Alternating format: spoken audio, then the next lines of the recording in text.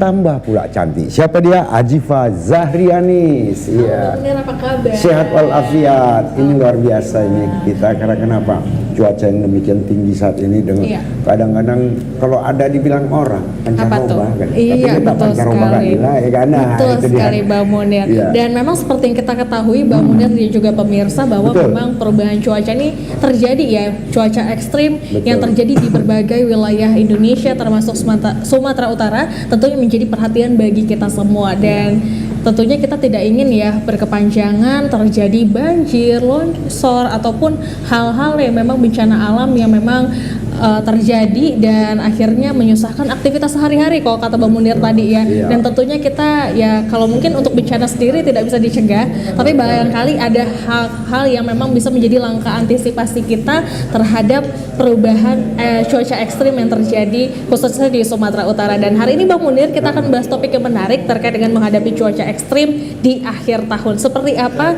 dan apa yang akan kita persiapkan, langkah-langkah seperti apa yang bisa kita siapkan sebagai masyarakat tentunya menerima informasi terus-terusan ya, up to date terkait dengan cuaca ekstrim yang mudah-mudahan tidak terjadi di Sumatera Utara ya.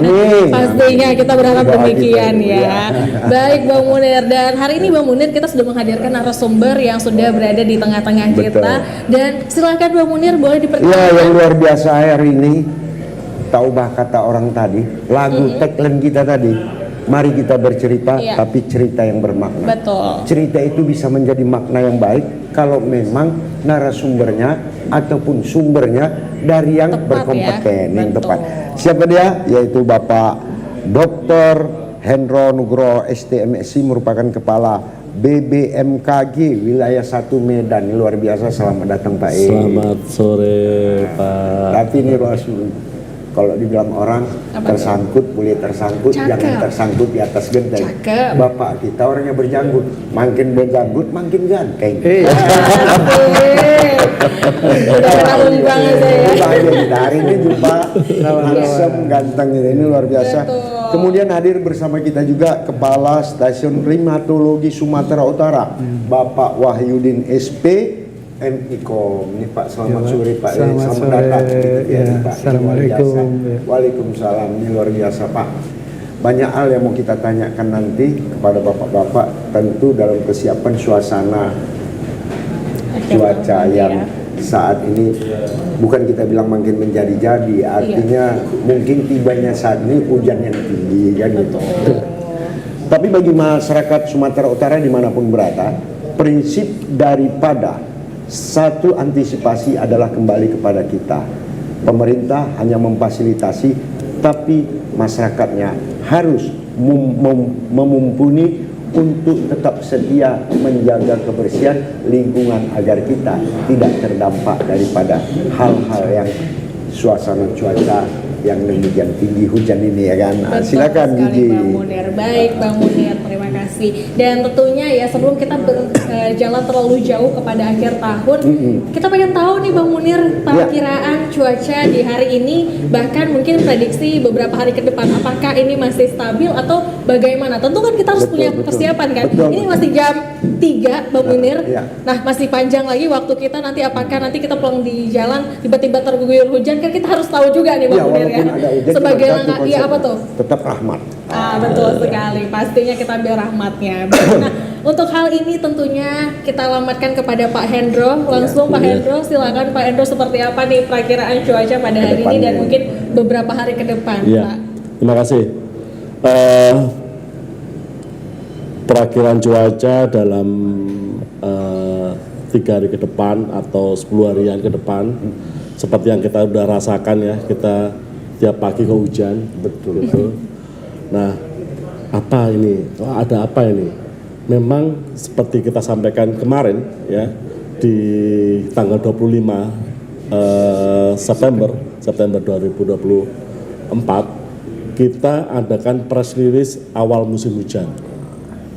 Ini di wilayah Sumatera Utara. Ini merupakan kelanjutan dari press release nasional yang pada tanggal 19 September 2024.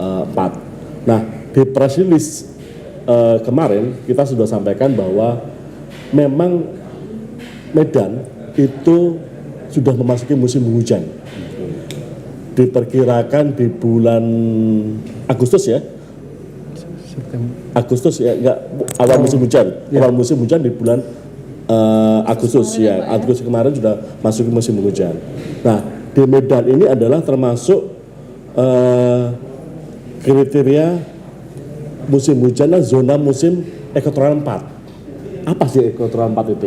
Di Sumatera Utara itu ada ekotoral 1, ekotoral 2, dan ekotoral 4. Ekotoral 1 itu adalah sepanjang tahun itu terjadi musim hujan. Ekotoral 2 itu ada musim hujan dan musim kemarau, pengaruh monsun itu. Dan ekotoral 4 itu 2 kali musim puncak musim hujan dan 2 kali puncak musim kemarau. Ya. Nah, ini adalah sudah masuk waktu musim penghujan. Ditambah lagi apa?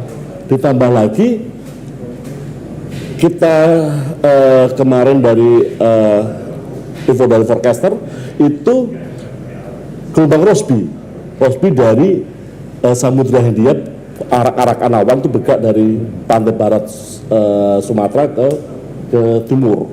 Jadi arak-araknya. Jadi itu menambah intensitas hujan di wilayah Sumatera Utara ini. Nah, ini diperkirakan sampai 10 hari ke depan.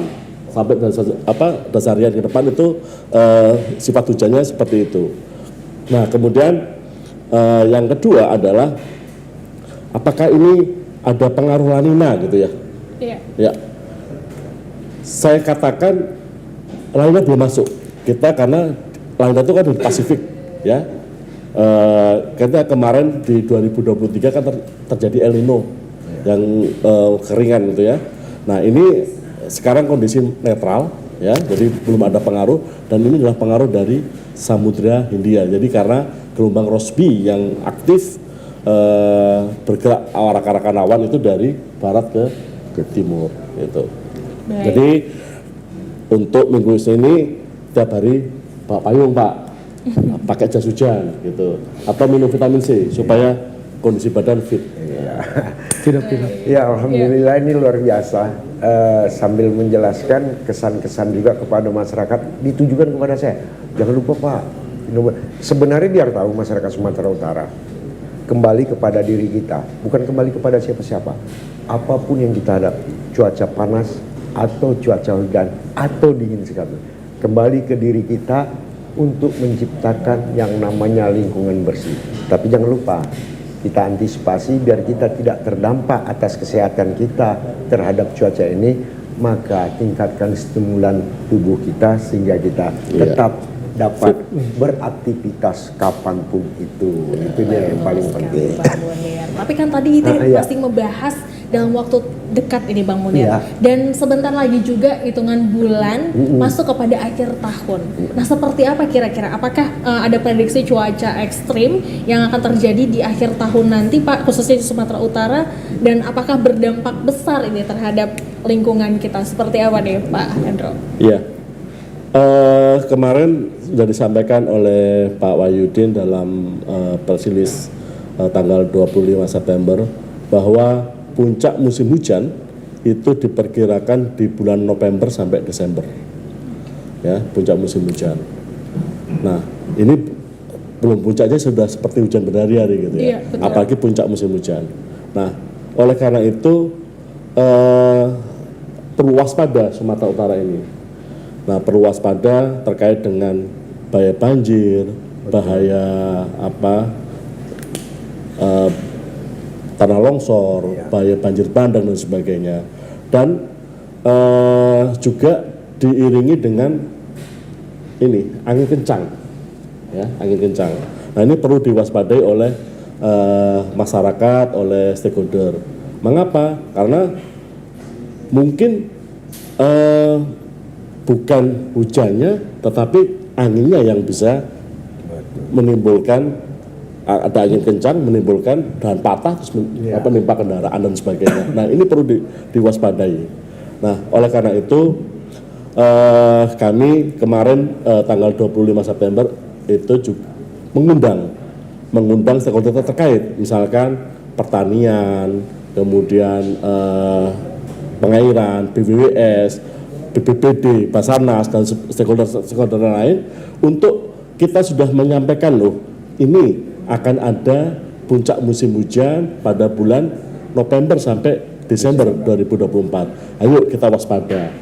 Misalkan orang pertanian itu kan rentan terhadap air ya.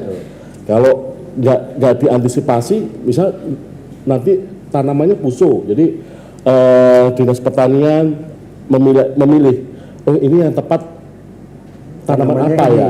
Kapan tanamnya? Itu kalau tanam misalkan. Kemudian ini kapan panennya? Ini supaya tidak terjadi busuk. Nah, nanti kalau terjadi busuk itu kan terjadi gagal panen dan akhirnya ketahanan pangan kita terganggu. Nah, ini yang perlu diantisipasi. Terus kemudian dari pengairan.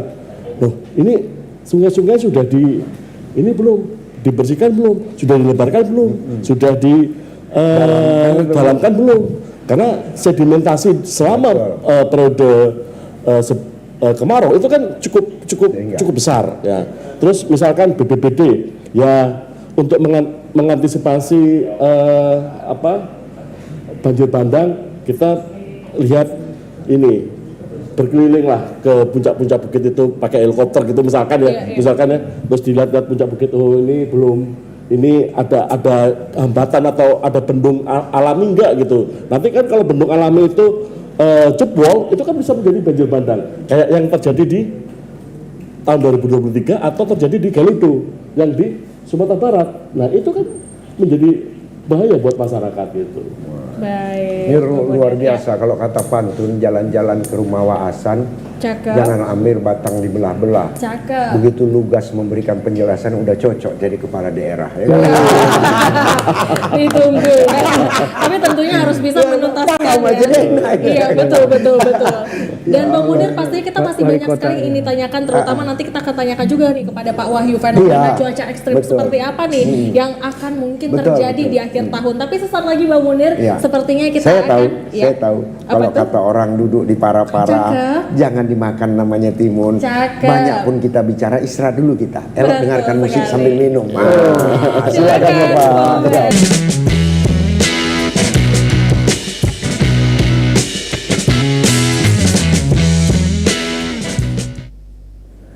Baik pemirsa TVRI Sumatera Utara dimanapun berada, dan kami tetap mencintai dan menyayangi Anda.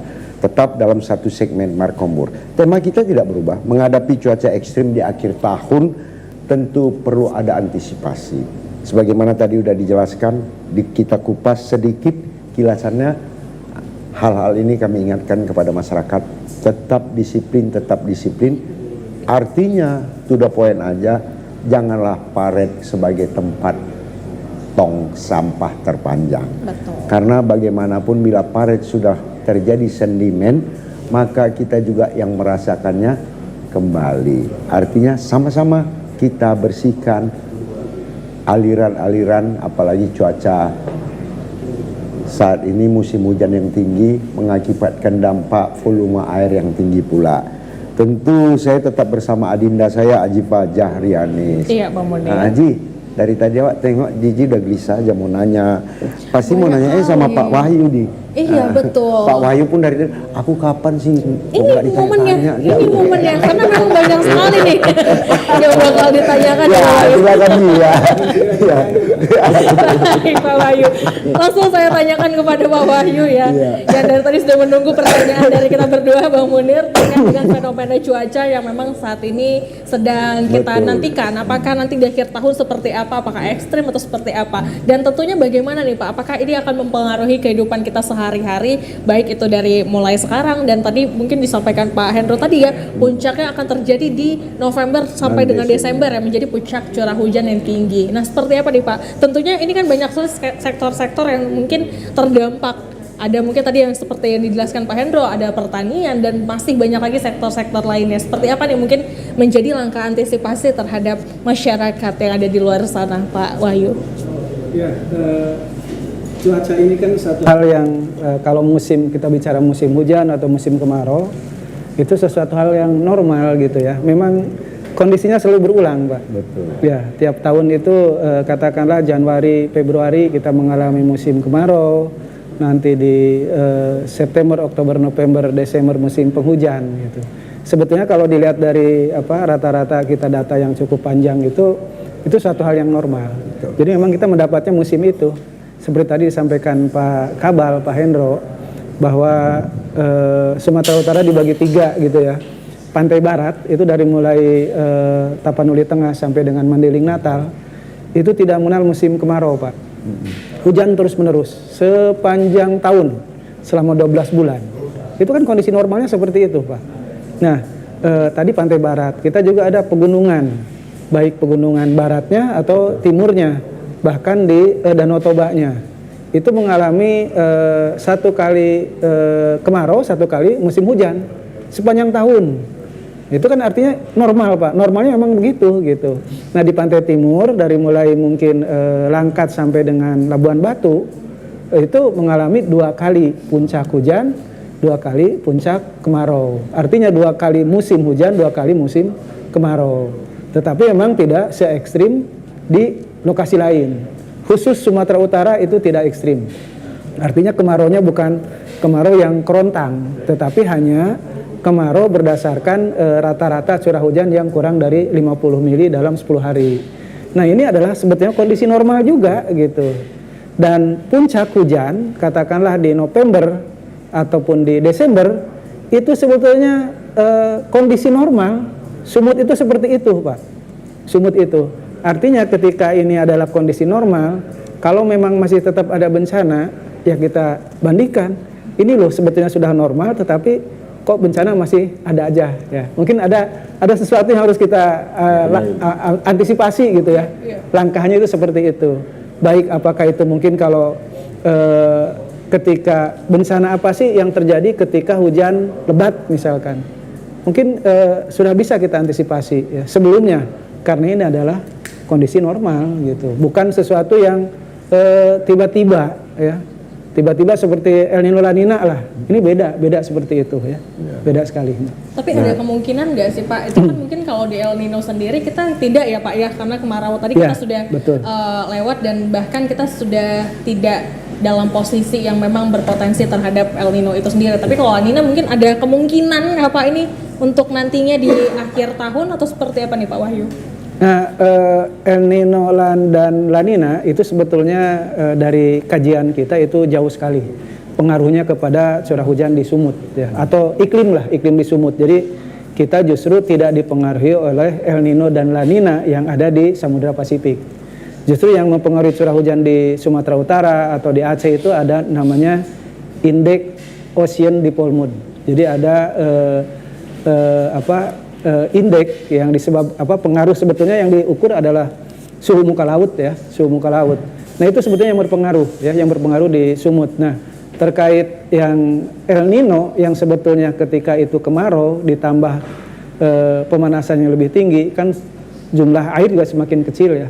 Nah, ini juga sudah tidak berpengaruh di kita ya. Apalagi mungkin kalau sama juga dengan La Nina gitu. La Nina juga nggak berpengaruh karena itu adalah pengaruhnya yang di arah sana. Jadi mungkin untuk Riau, Sumbar ke kawasan Indonesia bagian timur itu pengaruh.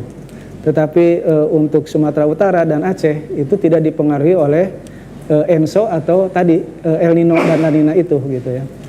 Justru kita dipengaruhi oleh Samudra Hindia ya. Tetapi tidak semua. Jadi kenapa mungkin kita menggunakan lautan atau samudra sebagai indikator yang mempengaruhi curah hujan di Sumut? Karena kita ketahui bahwa uap air yang paling banyak itu dari lautan, ya, uap air yang pembentuk hujan gitu ya. Nah, Sumut sendiri itu bukan hanya itu gitu, bukan hanya itu. Tetapi kita juga ada samudra asli Samudra Hindia, ada juga Selat Malaka ya. Terus ada juga faktor lokal. Seperti tadi Danau Toba itu merupakan karakteristik tersendiri gitu ya. Jadi pembentukan awan juga bisa terjadi di sekitaran Danau Toba ya. Belum lagi faktor orografi ya. Jadi banyak sekali sebetulnya faktornya. Jadi bukan El Nino La Nina, tetapi ada faktor globalnya mungkin kita IOD di Samudra Hindia, interaksi tadi dari daratan Malaysia, lautan Selat Malaka, daratan Pulau Sumatera itu juga berpengaruh, belum lagi faktor lokal ya, faktor lokal.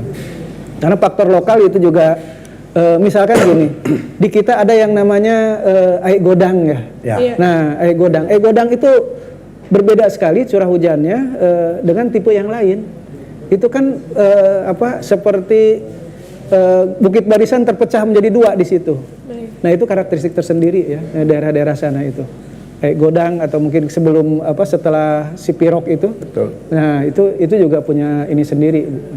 Baik. Nah, ini luar biasa. Ya, betul Jadi sekali. yang jelasnya Ji, kita nggak usah takut. Kalau ada istilah orang bilang hulu, batang dan hilir, arti ataupun pegunungan, Iya. inti kota dan pesisir, kan gitu. Ya, Ini betul. sama volumenya. Jadi tak ada perbedaannya. Hanya yang membedakannya kondisi situasi tempat aja. Jadi macam Bapak bilang tadi air godang, ini luar biasa karena saya tahu betul artinya kampung kita sendiri kan. Jadi paham kita dengan situasi sirkulasi cuacanya. Betul Nah, sekali. ini luar biasa. kemudian. Yang mau saya tanya loh Pak. Jadi kesan-kesan hal tadi kan udah Bapak sampaikan cara gamblang ini. Untuk kepada masyarakatnya sendiri apa pesan yang kita sampaikan secara inti Pak? Saya kira apa sih yang harus kita lakukan ketika musim penghujan? Ya, tadi Pak Kabar sudah menyampaikan ya, sedia payung sebelum hujan. Udah sebagai ada istilah itu, ada peribahasa itu kan. Artinya banyak yang harus kita lakukan Pak.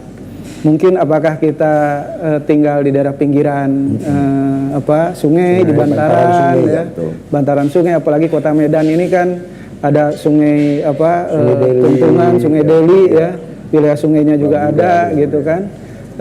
Belum lagi kondisi kita memang yang sudah langganan Betul. banjir ya, mungkin banyak Pak yang harus kita lakukan. Yang kalau saya dari sisi ekonomi juga harus juga tuh Pak. Seorang pedagang ketika musim hujan saya kira nggak usah jangan jualan es Jangan krim jualan ya. es krim. Ya, atau es serut jangan ya. Iya, betul, betul, Beralih betul. ke bandrek atau bakso Pak, Iya, atau mie betul. mungkin yang menghangatkan gitu ya. Itu dari ekonomi Pak ya, dari tapi untuk UMKM ya. Tapi kalau lebih besarnya barangkali tadi yang disampaikan Pak Kabal, parit-parit sudah siapkah menampung air hujan itu ya. Mungkin sampah juga ya, atau kesiapsiagaan kita untuk menghadapi bencana. Contohnya BMKG kan sudah punya ada info BMKG itu kan cukup membantu untuk antisipasi. Terus ada lagi signatur BMKG, di situ ada informasi banjir per kecamatan Pak. Saya kira perlu dimanfaatkan aplikasi itu.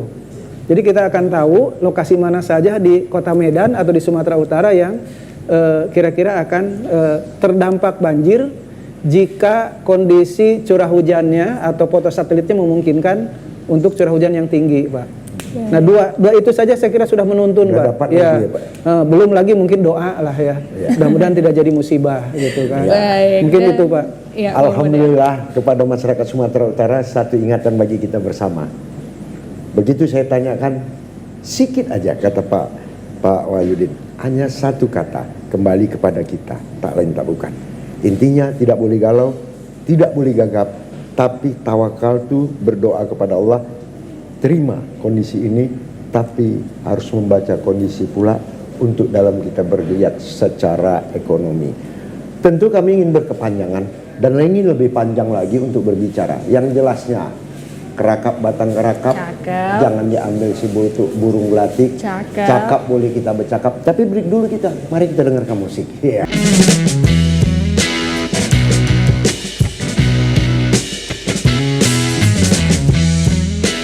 Pemirsa TVRI Sumatera Utara yang tetap kami sayangi dan kami cintai dimanapun berada ya.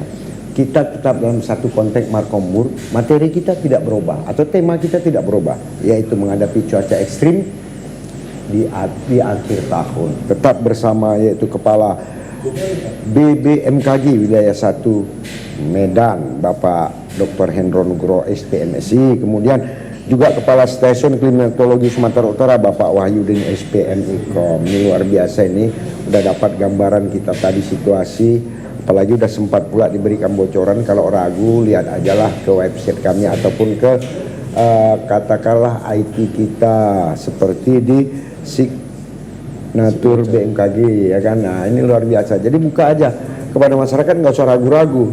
Jangan nanti rewel pula kan, di mana kami bilang nggak dapat. Kalau dulu di media cetak tetap ada itu kan gitu.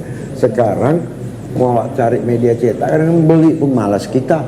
Udah kebanyakan HP ya kan. Jadi Transformasi Bang ya, Munir luar ke biasa. digital ya.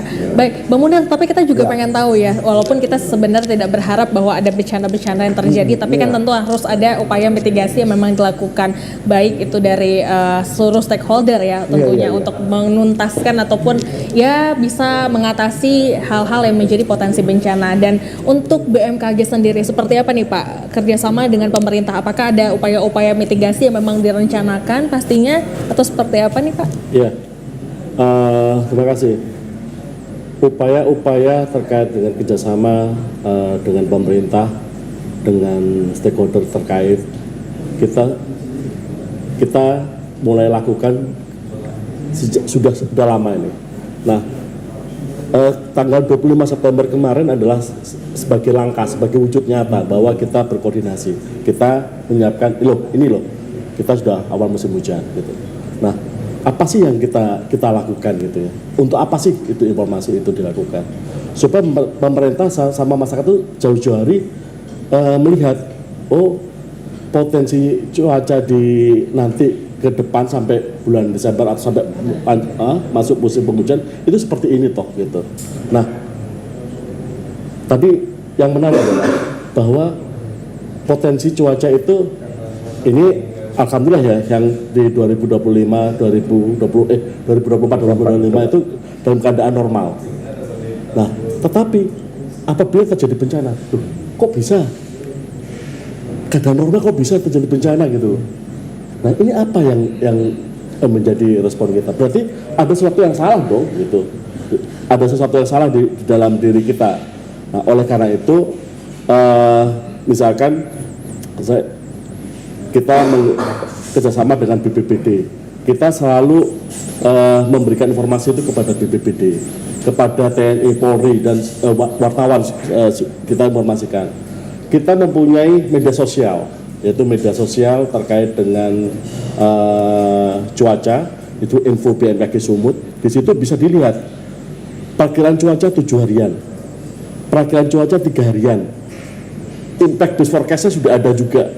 Terus perkiraan cuaca nowcasting itu pada hari ini juga.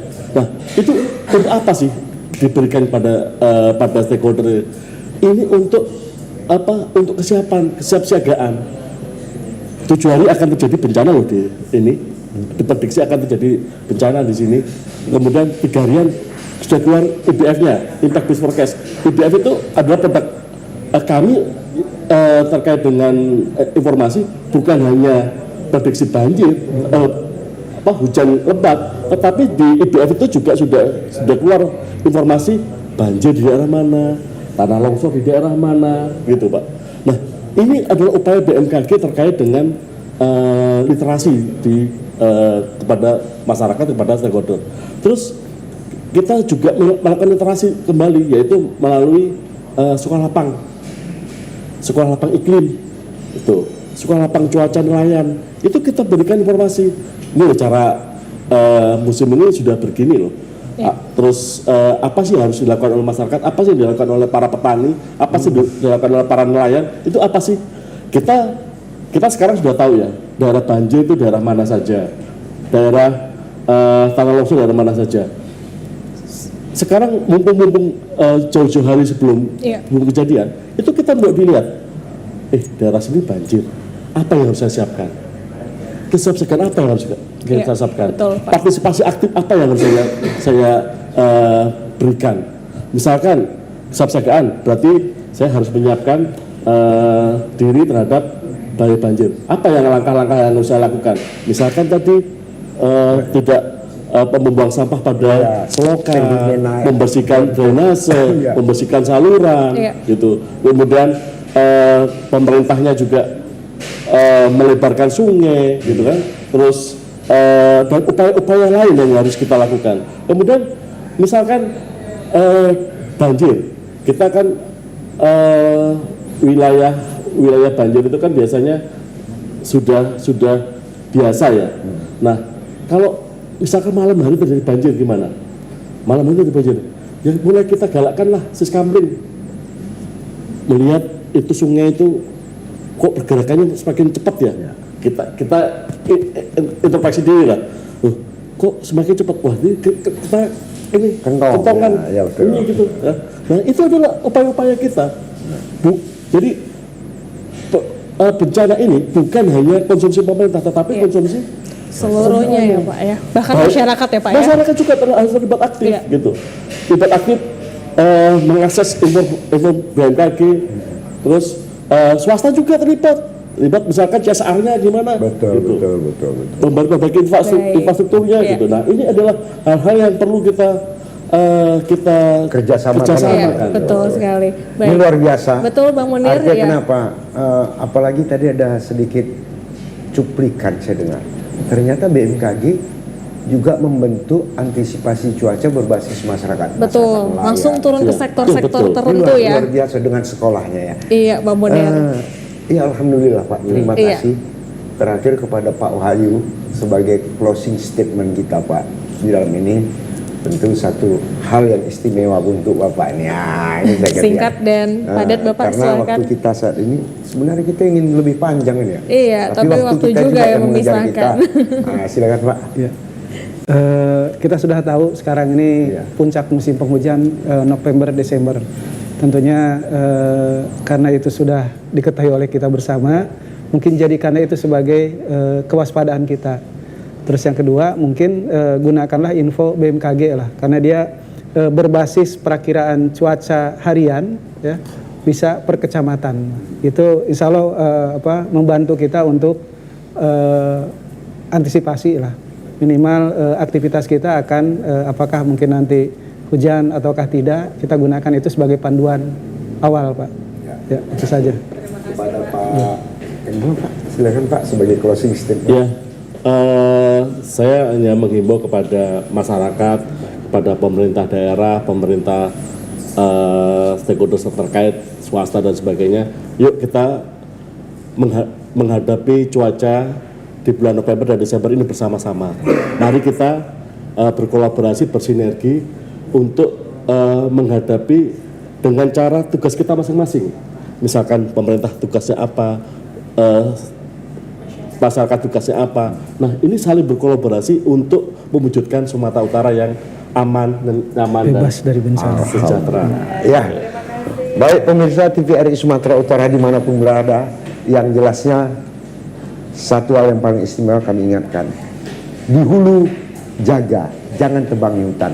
Di hilir, mari kita jaga tentang sedimen sungai. Semuanya sinergik, semua adalah bagian pemerintah, semuanya membantu pemerintah, masyarakat juga yang menikmatinya. Iya. Kemudian bagi ingin informasi silakan info BMKG Sumatera Utara.